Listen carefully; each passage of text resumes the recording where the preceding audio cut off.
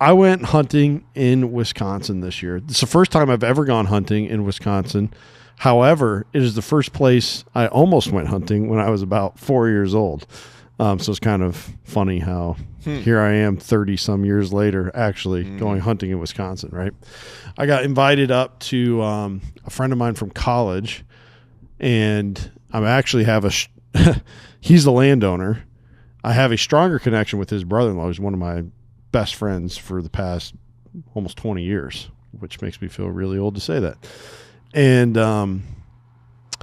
got invited up to go deer hunting. Incredible family farm. I hope that we get to have my friend Jesse and his wife on the podcast sometime, because they are a small farm that's making it work in a very old school way. Meaning there's a lot, there's this renaissance going on of returning to small farm production, and usually it's not people that are just living off of that alone. They're doing that as like a side thing to their main career or whatever. Going to the farmers markets in the summer. Right. So there's framework that's being set up to support those people, things like PFI, things like food hubs, which I'm not knocking at all. Those are great things, right? But they're just like,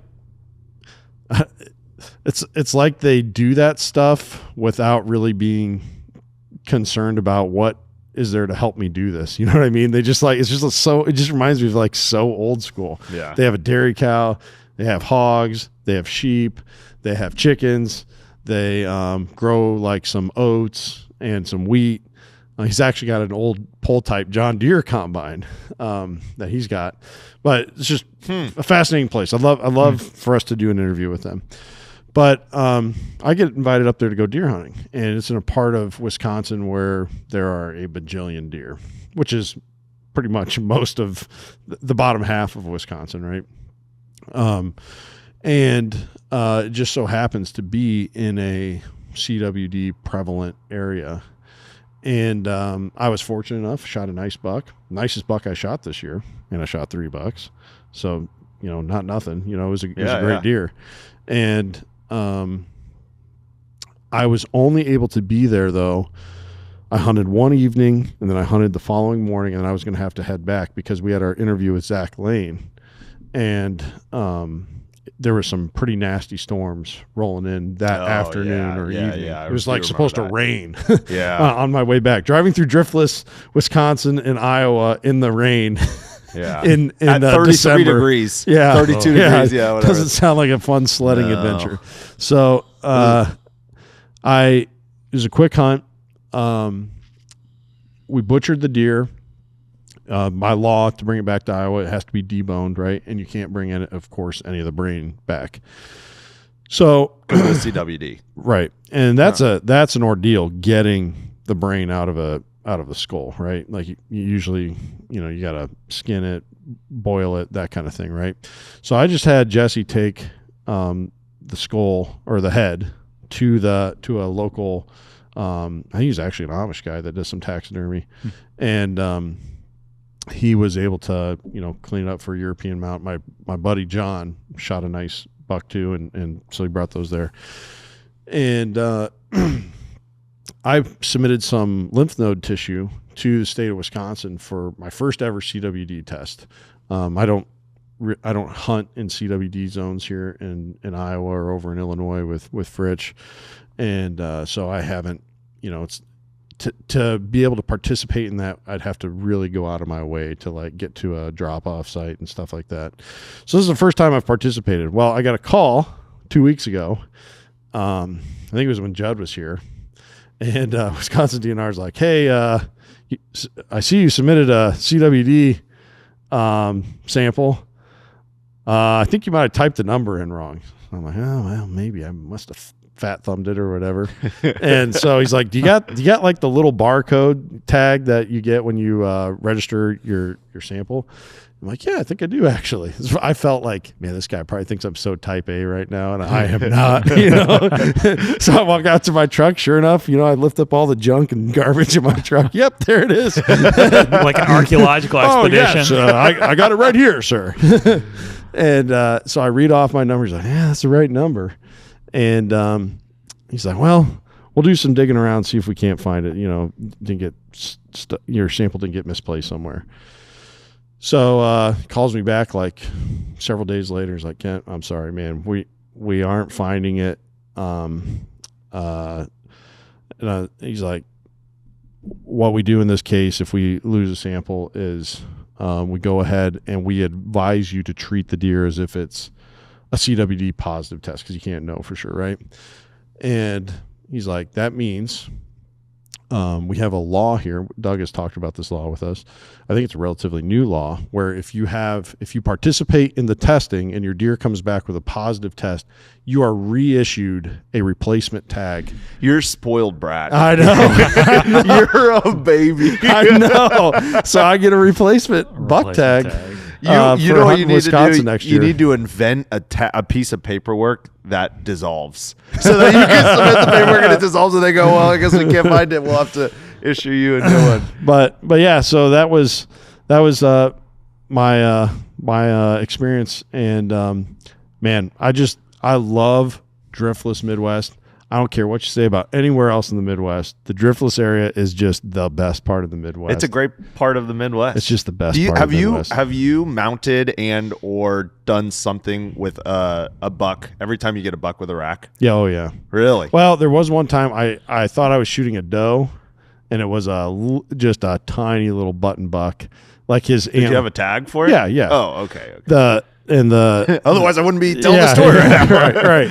And I was still a fairly new hunter when I shot that deer. And that was the only time where, they were just like tiny little nubs on there. Riley, you got any trophies on your wall? I've done some Euro mounts for other people. But that's right. Yeah, I used to have a domestic beetle. Yes. My wife doesn't like taxidermy that much. She doesn't dislike it, but she doesn't want me to put disembodied heads on the wall. I would never. Ken has some awesome lifetime deer that he's hunted from just skill, and even if I killed one, I would never let that on my wall. Really? It freaks you out? Yeah, it freaks me out. Yeah, it's not scary. It's so just soft. It's just I want meat that comes from Walmart. I want that Walmart meat. Want that nice, clean, styrofoam covered Walmart. You got meat. any bison skulls around, Riley? I'd love to buy a bison skull. That way Ken can pretend he hunted it. Yeah. He can tell his friends. With that big hole in the center of it. Ken's a great hunter. Right there's where I crawled up with the captive bolt gun. Great hunter. No, I don't actually. I got rid of all of them. All I have is some horn sheaths. Do they You sell? gave me one of those. I love that thing. Yeah. Do they sell for anything? Skulls do usually. They sell. It depends on if they got a hole in the head and stuff like that. Okay. It's a different What is value. it, $100, $200? What do they sell for? Size. Yeah, I think Bob Jackson told us he sold some for like a pretty old one in rough shape was going for $175. Yeah, you can sell them anywhere from I've seen them from 100 to 500. Since we're dealing with this auction. Well, it's not like there's bison skulls just No, laying around to get. Dealing with this auction, every time I think about selling or buying something, my brain automatically goes through the filter of, is it at least scrap price? Are you going to get at least scrap price? What's my reserve? Yeah, exactly. All right, we should jump in. We got an interesting one today. Welcome back to the Prairie Farm Podcast, Coffee Time Wednesday. I'm your favorite host, Nicholas Lirio, with your favorite co-host, Ken Boucher. What's up? And your favorite co-host, Riley Rosendahl. Howdy. Man, we got a full week. Sometime we should just do barnyard animal noises when you introduce us. We should all have to come up with a different one. That's about what the words you say to me sound like. No, that's not true. That's not true. I debated on doing this topic or not, because it feels doom and gloom. So I'm going to do my best not to present it. I saw it in the news because I think I know what you're talking about. And Yep. I did not read it. Well, because you said you were covering it. Yep. But when I saw it in the news, I was like, okay. Because when you first said, this is what we're going to talk about, it's a big deal right now. I'm like, what? But then I saw it in the news, like, oh, he's right. It is a big deal right now. What people are more boldly calling the farm crisis. I think I have a reel dropping in 3 weeks where I'm like, maybe we should start calling it the farm crisis. By then, everybody will be calling it the farm crisis. It's just, we're there. And why are we kind of solidifying that we're there? Well, because University of Illinois, Purdue University, Terrain Ag, MetLife Investment, USDA Agriculture Projections, Red River Farm Network, I'm not familiar with that one, and the University of Arkansas, and some others, USDA Livestock Monitor, all come together to give these stats. So these are recently, in the last about 45 days, almost everything that is pulled here is from the last 45 days or some within the last week. And they're just not good numbers. And these are the numbers that the Chicago... what do you mean by numbers? We're talking about prices pricing? or... Well, all numbers, like whether it's tariffs, commodity prices, equipment prices. Actually, yield is basically well. So those numbers are like crazy high, but that's not a good number right now. Yeah. Right. So let's get started. First, we'll go with corn. Corn is expected to average this year $4.10, $4.20. We've covered corn a bunch. We don't need to talk about it that much. Soybeans is not terrible. It's like one of the only things we're about to bring up that's considered break even. Corn's like almost kind of considered break even, depending on what state you're in and what your projection inputs are and your CSR, that kind of stuff. Soybeans are kind of safely in that break even area, which soybeans kind of are treated as a break even crop anyway, because they're just there so that corn farmers can make money on corn. That's way oversimplistic view of it, but that's a lot to do. I don't think if we didn't need soybeans in the rotation with corn, would there be any soybeans, in the meadows? So it's an interesting idea. Yeah. It's a big part of it. What's helping soybeans is even though we lost a lot of our China market, we are, I guess, working on a renewable diesel. Soybeans are used for biodiesel production. Yeah, but the infrastructure is getting built. Like there's more money to make going more into of it. Yes. Yep. And now it's not growing it. Like we're still less than if we would have just had the China market, but it's helping things. Wheat is at $5 to $5.40 projected this year per bushel, and that is the lowest they've been since 2019 over a long period of time.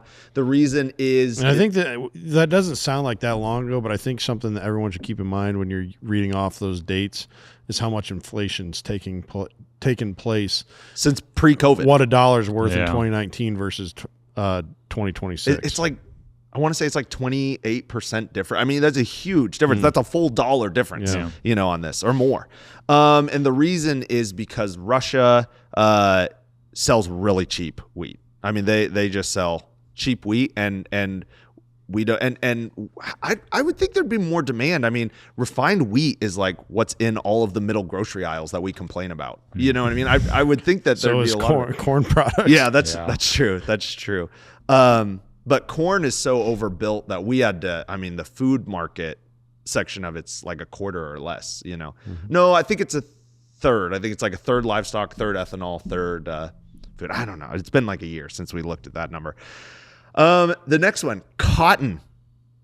Cotton is kind of the worst crop right now because they are expected to lose $350 per acre on cotton. So you got that kind of surprises me. You got 1,000-acre cotton farm. Is that because of a market change or is that because of some kind of environmental change? The biggest why, according to the University of Arkansas, and their report on cotton, and I actually don't know how big a deal cotton is in Arkansas. So I would think that the cotton market would be growing right now as people become more plastic conscientious with clothing and any kind of fabric. Maybe, but there's two major things. You're right. The synthetic fibers is part of the reason it's gone down, and you would think, okay, well, we're starting to be more cautious. 100% cotton or 100% wool. We should. China is importing really cheap cotton. Think about it. And so if you have cotton and you're going to make clothes with it, are you going to ship it to Vietnam and then they're going to ship it back? It's a lot cheaper to ship from China to Vietnam than it is to ship from Georgia, to Vietnam. It would make more sense if you had American manufacturers creating clothing from American cotton that then would drive up the price. I bet very little cotton stays stateside. whereas a lot of other commodities do. Now, Riley, you might be able to speak to this more closely than we could, but hay prices have actually fallen 24 straight months in a row. So we are now at around $245 a ton. Not a bale, a ton. Hay's always been boom and bust, though. Okay. Because they kind of follow cows, right? It's very weather dependent. Hay follows cows. Hay follows weather. Oh, interesting. We had this big run up in 2020, 21, some of 22 where hay wasn't was it basically through 2024? The hay was a yeah, decent price. And we then had this last year is like you couldn't give it away, right? I guess I don't understand why farmers go, oh my goodness, look how much money is in this crop, and then they all plant the same thing. They all go, well, I better plant it, and then they double produce what's needed. Well, the trouble with hay too, though, is hay is not a 1 year investment. A hay field, if you're going to talk about an improved, fertilized field of in the Midwest, Timothy orchard, alfalfa, stuff like that, your stand might last 5 years. Yeah. Maybe, it could last up to 7. It'll be thin on year 7, obviously. But if you make that investment in alfalfa, you're probably going to lose money if you turn around and just, disc it up. Interesting. It's not like corn and beans where you're running on that 9 month, Yeah. get it in the ground, get the crop out, and that's it, Huh. So yeah, there's more investment. Yeah, that's a good point. But basically, you're losing money per acre unless you're using it for your cattle, and cattle are so expensive right now that it's worthwhile having. But even then, you can get it so cheap elsewhere, where people are no longer trying to make money on some of these crops. They're trying to mitigate how much they'll lose. That's a dangerous place for an economy to be in. Yeah. So we have 2 more things. The next one is equipment. 2022, 2023 equipment was an all-time high, and the prices were coming off of the corn prices from 21, 22, but they were still solid enough, and farms had enough equity and money in their war chest, so to say, that they could buy this more expensive equipment. The problem is that, and actually Grant, our neighbor, explained this to me well. When you buy new equipment, your equipment price, it's on a 5-year loan. So your equipment loan bill is very high the first few years, and then it goes down, and then you hit this sweet spot year 4, 5, 6, 7, you might not, but then your repair costs start creeping up. Well, a big part of that safety net math, in case anything happens, is resale price. Now, resale price it's not regulated, but it is heavily monitored. And I believe Iowa State Extension has recommendations on most major equipment on what you can resell it for based on hours. Basically Kelley Blue Books for cars, right? Cars are very monitored on what they're actually still worth and the value that's assigned to them. Same with this equipment. The problem is, imagine taking $2,000 or $3,000 off of every used car in Kelley Blue Books. That creates a bubble because they still owe, and the prices or their payments, they still have a couple more years of payments on this equipment. So where do they go? They will go to the bank and say, "Hey, I own a bunch of this land. Let me transfer this debt." Not technically, but basically they're transferring debt from equipment to the land is a way to summarize that. And I know because on really bad CRP years, my dad's done that. He went to the bank and said, "Well, I've got all this inventory," and he would loan out the inventory, and then if he still ran out of money, then he would have to say, "Okay, well, I need to transfer this inventory money to land loans," right? And he did that once when I was maybe in 6th grade. And it was a big deal. You're basically remortgaging a small section of your farm, and no farmer wants that hanging over them. And so that's a no bueno. Farmers are going to avoid to do that as much as they can, as they should. But here's the worst piece of the quote unquote farm crisis. It really doesn't affect us up here directly. I'm sure indirectly it does, like prices of equipment and stuff. But rice. In Arkansas, southern Missouri, I'm not sure. I know Arkansas is the big state for rice, right? Even though cotton is expected to lose more money than rice is at about, their expected loss per acre is $250. Wow. I mean, imagine some of our neighbors that have 1,500 acre farms losing 250. Yeah. Yeah. Oh, yowza. Well, do they have the equity to handle it and go to the bank? Yes, but you get enough debt and all of a sudden you can't pay the interest on that debt. And then what do? You sell land to a large corporation that can afford to buy it. Here's the problem. If you can't make money on your land, the land's not worth as much anymore. Yeah. So now instead of having a loan against 15% of your land, you might have a loan against 40% of your land. So now, and then to pay the capital gains tax on top of that, you might sell 50 or 60% of your land. That's right? a spiral. Yep. And we just talked with Dr. Karen Vanderhoff about that. It's why there's the number one job-related suicides with farmers, right? So what's going on with rice? Well, I got a little bit of the in. Talked to two different farmers down in Arkansas that dealt with rice. What the report from USDA, Rice Outlook, and the University of Arkansas says is that India is shuffling out rice at unprecedented numbers, right? Really. So they've increased production in India, in other words. I believe so, or at least increased exports, right, to places we were putting rice. Because I guarantee you, 40 years ago, we weren't sending our rice to India. You know, they've had it pat down for centuries. Yeah. But the guy said, no, it's not quantity of rice. He says it's quality of rice. The problem isn't that the quality of rice, it's not sellable. He said, when you go to the mill and I don't know how they process it, but they basically figure out how brittle is the rice. And if it's too brittle, it can't go to humans. It goes to cattle and livestock, right? Or whatever, pet food, whatever they use it for as a secondary product. And well, where does our rice come from? The genetics or the GMOs, whatever you want to call it, where do those come from? Basically one company. And this one company who will sell the rice no matter what, because that's where the farmers can get it, who have been growing rice for decades, if not over a century. They're going to get it from this one place that has a bunch of dealers throughout Arkansas. And this one place has been trying new strains of rice that are failing at the mill. So they're no longer getting a premium on the rice that we've had for decades. We've been getting these premiums on the rice.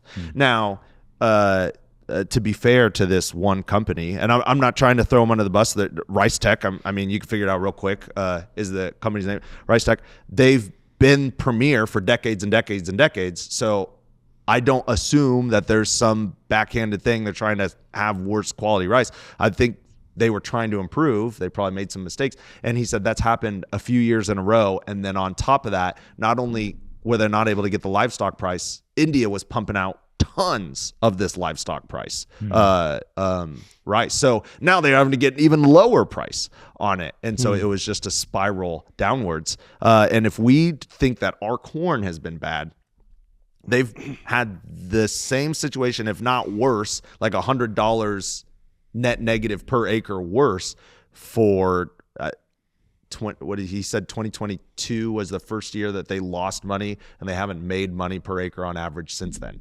Since 2022, wow. Right? And what do you do with that? Well, you go to the bank and you loan against your equity, and you hope it gets better. Just like the farmers, we've basically been evolved to do that because we hope for rain. We hope for a better crop. We hope for better yield. We hope that the weeds aren't too bad this year. We hope the rain comes at a certain time. And so we kind of do the same thing with the market. We hope the market gets better. And so rice is the one, to me, that looks the worst. Yeah, cotton is worse for this 1 year, but I mean 4 or 5 years in a row. Well, especially if you have a big time competitor, which it sounds like India has become. Yeah. Then they're not going anywhere. Oh yeah, their GDP output and their GDP growth is obscene. Yeah. So it's a huge country with a lot of people. Yep. 3% is what is good.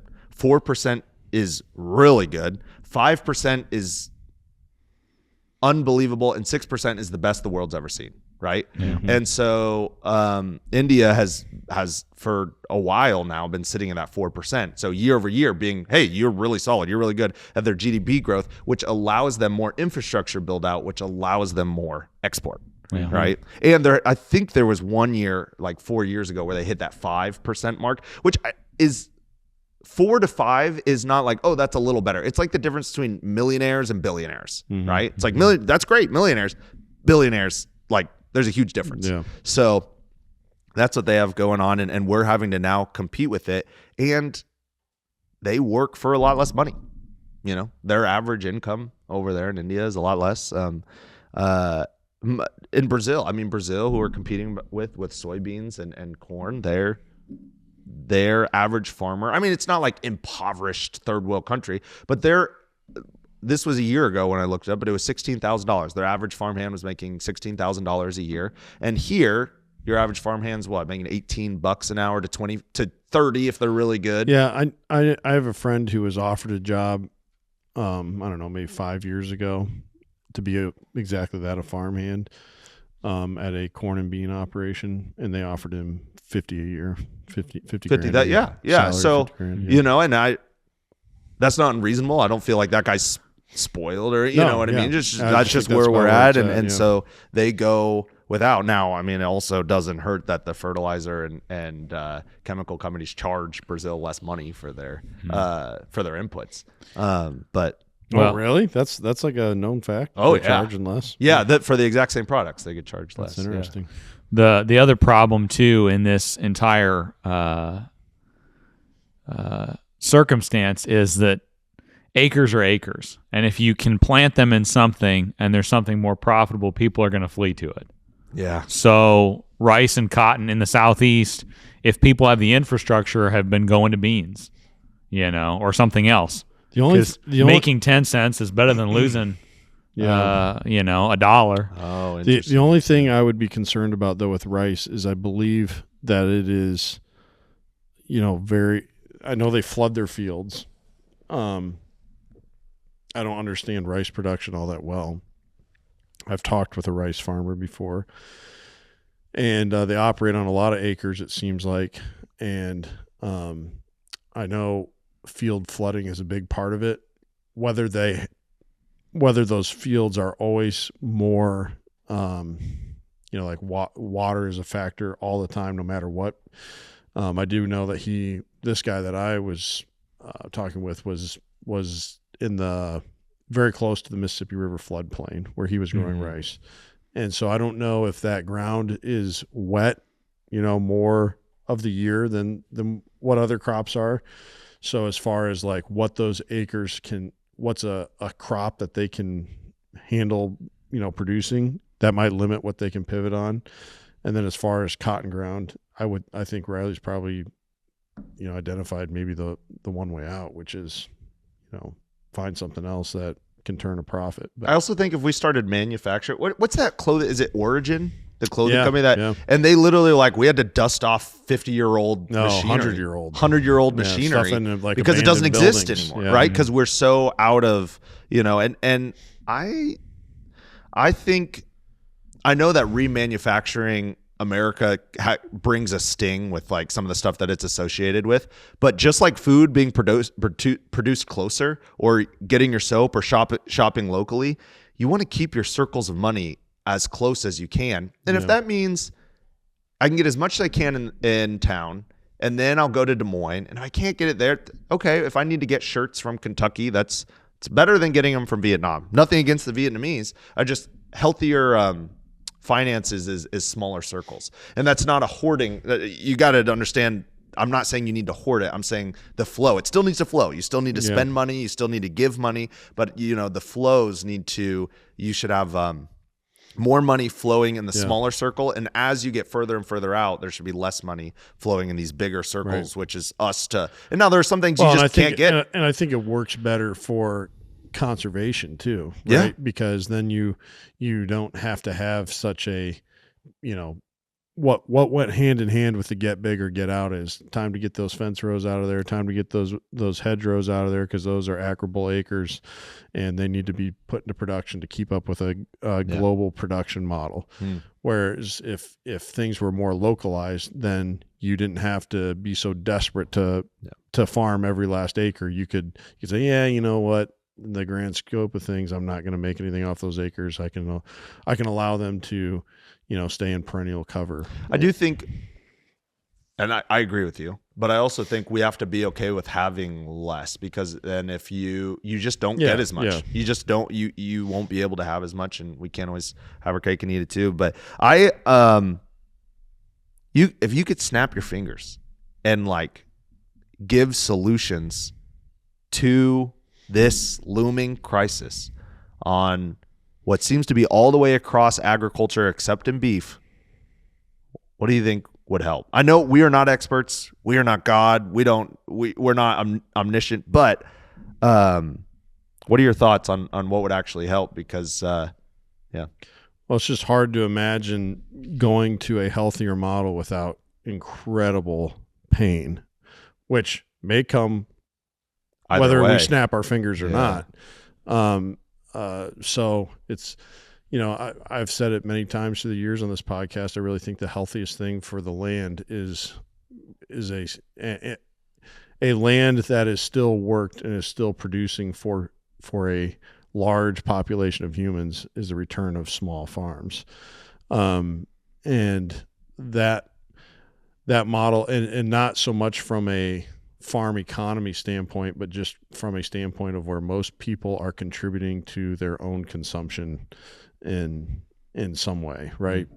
And even in a significant way, not just baby steps are great. We preach that all the time on the podcast. If you eat a lot of tomatoes, how about you just start growing some tomatoes? I'm saying growing 85% of the fruits and vegetables that your family consumes every year. Yeah. And to be fair, the Boucher family does that pretty well. You guys produce a lot of what you eat.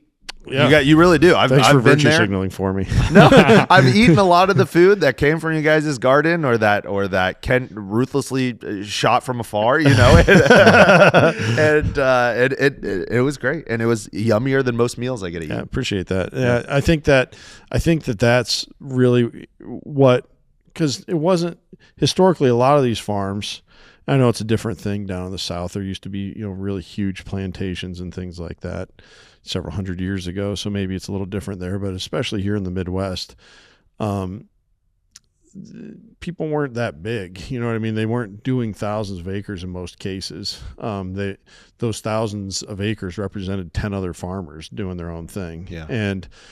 And I just think we were probably a little more durable of a local economy, and money truly stayed local with, there being more implement dealers, more hardware stores, more butchers and local grocers and things like that, that kept that money local, that went hand in hand with that model. And since we've gone to this industrialized model, all those markets have industrialized as well. Now, yes, there's a grocery store in most towns, but it's owned by, somebody that's outside of the community. And at best, it's a grocer that comes from your own state, as opposed to your own county or your own city even, Yeah. And so I think that really, if you're looking at something that's not just another Band-Aid, because what will be the Band-Aid in all of this? We've gotten 2 Band-Aids in less than the last year. What's the Band-Aid? Bailout. Money, yeah. To help get to those times that we're hoping are better. Yeah. And I'm not saying I'm anti-subsidy ever.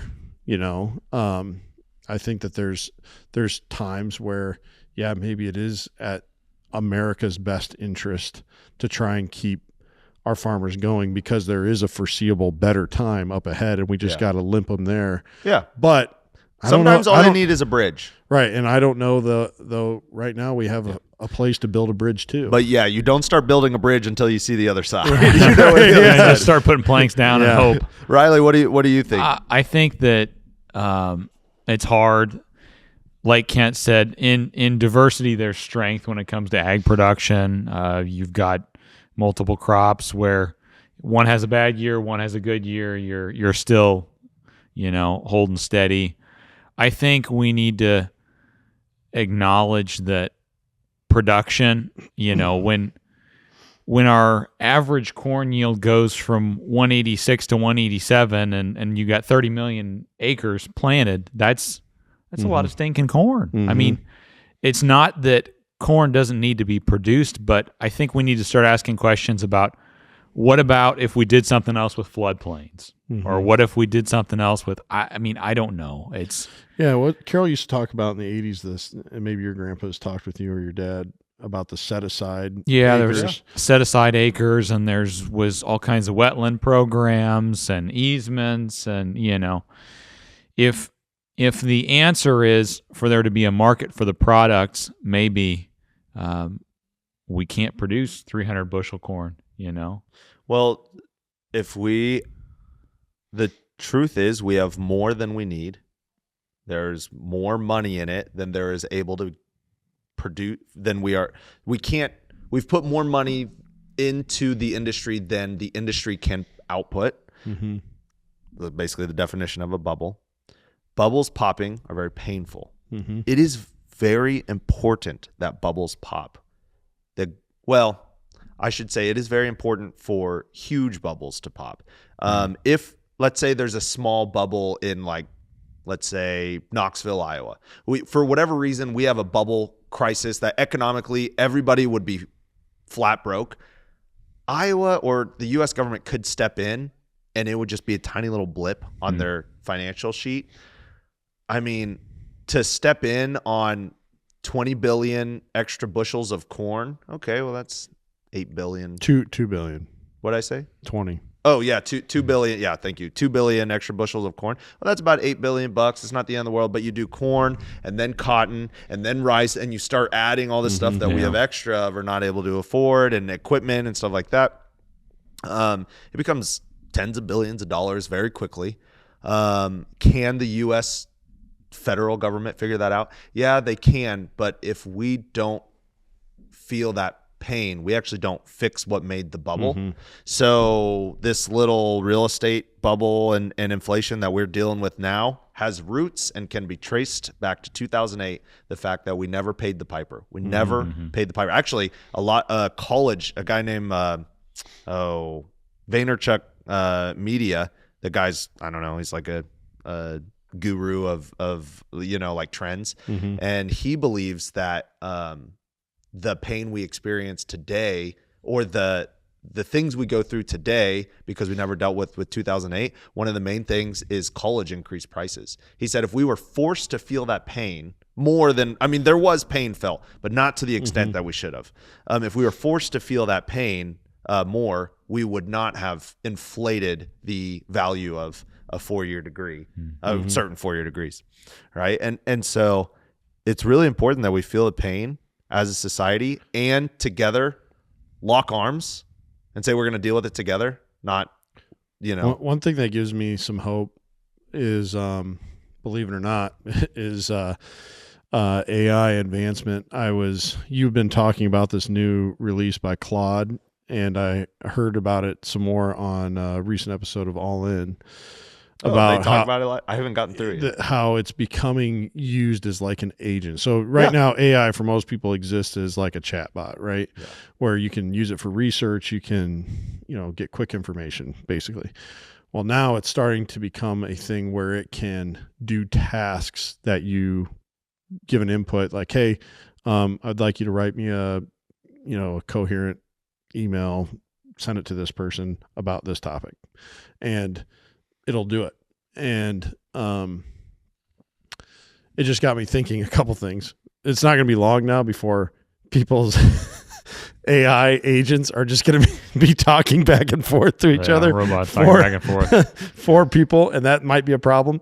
But it also made me think, man, with all this additional time that can be freed up for people's workflow, hopefully, right? And hopefully that does create value. Maybe it will free people up to get more involved in small farm activities, whether it's just gardening or maybe keeping chickens or maybe, just something to actually give value to the world. Well, and just to bring back that model of a localized, production, hyper localized, even where it's not even leaving the farm.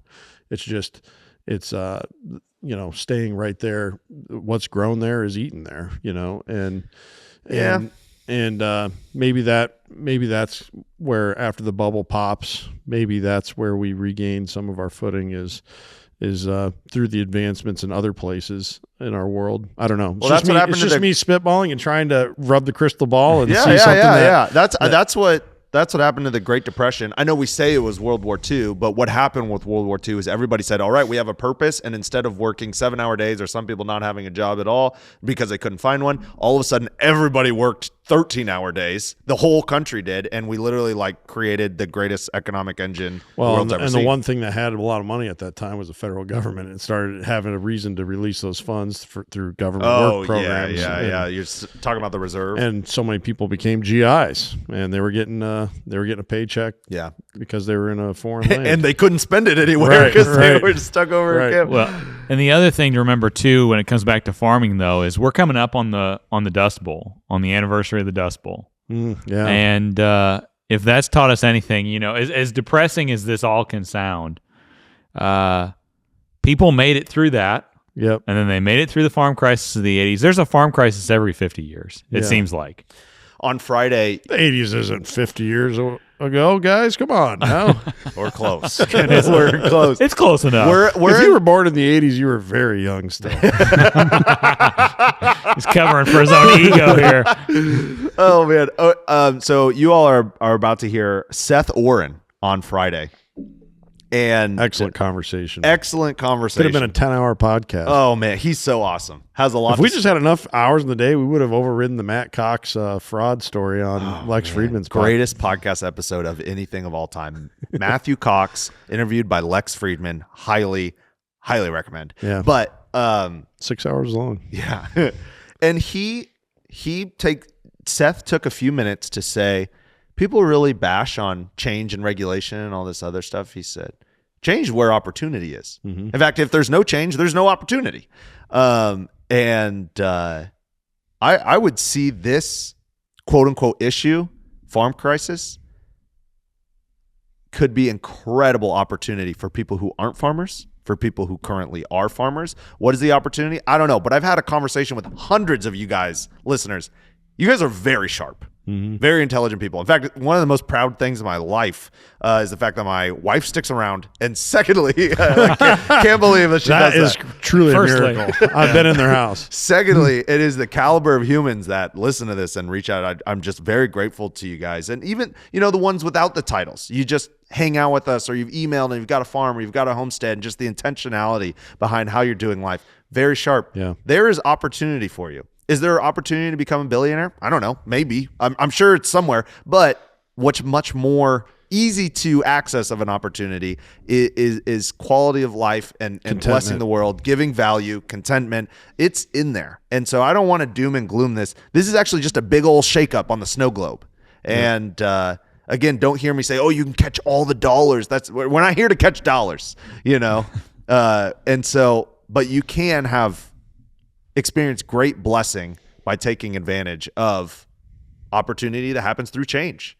Yeah. And I highly recommend looking into that. And people ask me, I've started 11 businesses. I run 2 that I didn't start, or have run 2 that I didn't start. 9 of them failed. 9 of the ones that I started failed. And people, they'll still ask me, how did you figure out your business success? How did you do that? One, I wouldn't consider it success yet. We'll figure it out. You'll know in 20 years. You just keep going back to the bank. Yeah. But 2, I tell people I don't have a choice. I just think about it all the time.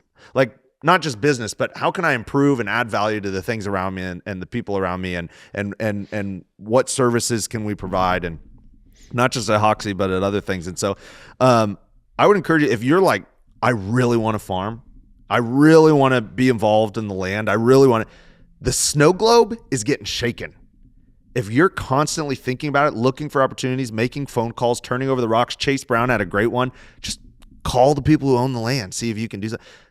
The snow globe is getting shaken. Now is the time. You're going to be able to jump in. I'm confident.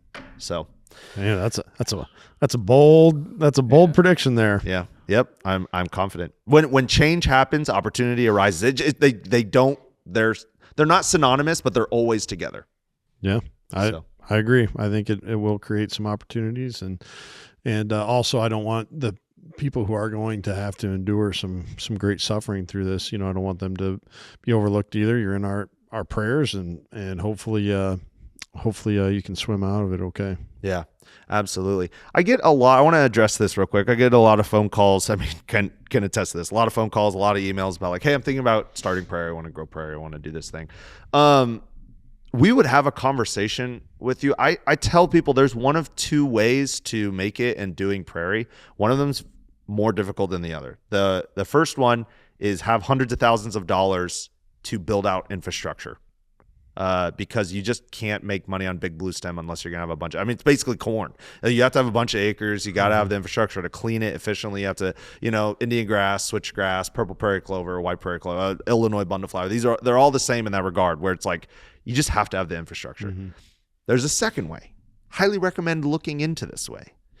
It is being on your hands and knees, smaller plots, specialty flowers. Yeah. There are places for these. Now, I literally have had people ask, like, what would be the easiest where I can make the most money? Brother, already done. Yeah. Good luck. You let me know when you figure it out. That's called banking on the East Coast. Okay. That's not what goes on in the Midwest. But if you're willing to work maximum profit, minimum effort. What do you got? Yeah, exactly. It's like, what the heck? This is like, let me just tell you. Oh, okay. Well, first of all, invent a time machine. Yeah. Go back and find this grass. It's going to be called teosinte. Oh man. That's funny, dude. But if you're willing to put in some work and you got half an acre, I mean, you really can make it a side hustle. I don't know. You think anybody could make a living off of 1 acre on native wildflowers or prairie? I don't think so. No, I don't think so. You could probably do it in produce if you're like the best at it, and you're a little further south than we are in Iowa. Maybe you use a little corner of that 1 acre to make yourself, a mud hut like they used to live on the prairies. Because you could live there. Yeah. But I do think there is a path forward. Now, I just want to give like a public upfront apology. We get asked a lot to help people and give advice. And so we charge for that time. And that's not because I'm trying to like gate information or anything. It is literally, we just get so many asks about it that it just became impossible to get to all the emails or get to all the phone calls. It takes a lot of time to walk somebody through that too. And most times people don't go through with it. Yeah. There's a lot of tire kickers. Now, I like tire kickers. I am a tire kicker. You don't know how many times I called my banker, hey, would you give me a loan for this? And then he will call me back 4 months later, hey, what'd you think? And I was like, yeah, I decided not to go through with it. Sorry, I wasted your time. Like that happens all the time. It's okay to be a tire kicker 10 times as long as you really go all in on the 11th thing. That's okay. But and so I just wanted to give a public apology. It is not because I'm trying to just put up a wall between us and it. I'm not trying to do that. It helped. We were getting so many requests, and I think part of it is because of the corn and bean prices. Mm-hmm. I got to get to a meeting or I'm going to be late. Yeah. Dang it. All right. Thanks for listening, guys. We'll talk to you again next time.